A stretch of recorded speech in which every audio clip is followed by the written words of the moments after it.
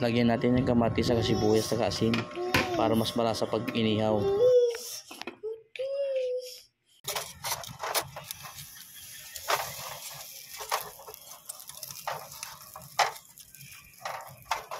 At tayong ibang maisip na luto, kaya magluto muna tayo ng gulay. May alokon, bulaklak ng kalabasa, saka talong, tapos patani, bunga ng malunggay, tapos ampalaya, saka kamuti, luya, bawang, kamatis, saka sibuyas. Start na tayo maggisa. Lagay tayo ng mantika. Uunahin ko lang yung luya.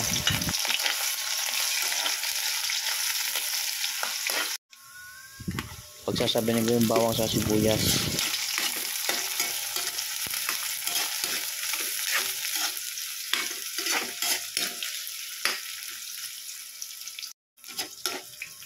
Lalagyan na rin natin yung kamatis.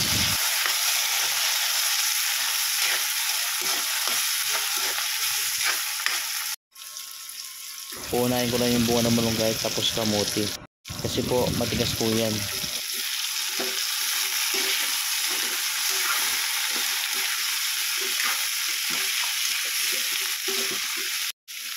Lagi din ako ng bagoong, 2 sandok lang. Hindi po gagana natin dyan, mas masarap po yung bagoong. Lalagyan na tayo ng tubig. Damihan ko lang kasi marami tayong gulay. Sasahog dyan. Susunod na rin natin yung patani. Lalagyan na rin natin yung sitaw. Lalagyan din ako ng palaya dito, 3 piraso lang.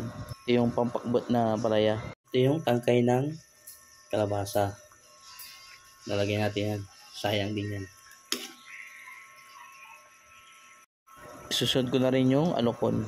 Masarap po yung gulay na yan.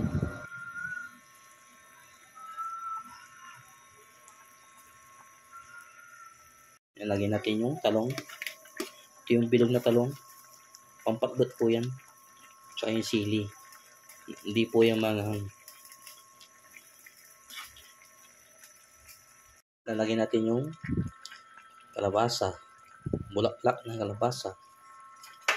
Nalagay tayo natin yung tilapia. Halos 1 kilo yan. Sobrang laki po yan. So yan, luto na. Ayos.